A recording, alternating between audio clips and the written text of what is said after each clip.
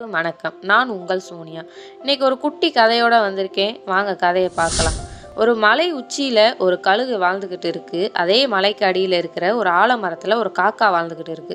மலை உச்சியில இருந்த அந்த கழுகு அந்த காக்காவை பார்க்குது. அந்த காக்கா மற்ற பறவைகள் பண்றத தானும் பண்ணணும்னு நினைச்சு பண்ணுது.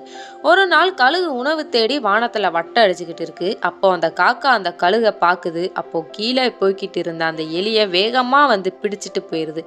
இதை பார்த்த அந்த காக்கா அந்த கழுகால மட்டும்தான் அப்படி பண்ண முடியுமா, நானும் பண்ணுவேன் அப்படின்னு நினைச்சுக்கிட்டு இருக்கு.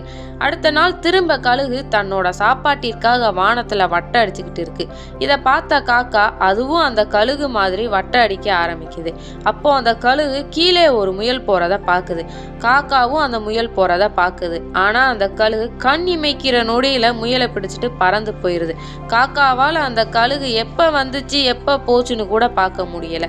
காக்கா தன்னோட மனசுக்குள்ள உன்னால மட்டும்தான் அவ்வளவு வேகமா போக முடியுமா, நானும் வேகமா போய் பிடிக்கிறேன் பாரு. அப்போ ஒரு எலி போய்கிட்டு இருக்கு. காக்கா அந்த எலியை வேகமாய் போய் பிடிக்கலான்னு போகுது. ஆனா காக்கா வரத அந்த எலி பாத்துருது.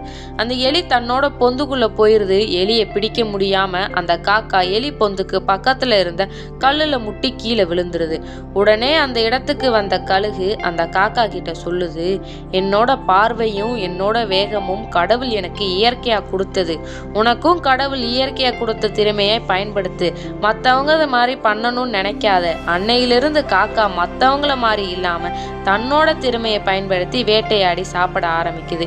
இந்த கதையிலிருந்து என்ன தெரிஞ்சுக்கிறோன்னா, நமக்கு இருக்கிற திறமையை நாம வெளியில கொண்டு வரணும். மற்றவங்க அதை பண்றாங்க இதை பண்றாங்கன்னு நாமும் நினைக்க கூடாது. நன்றி.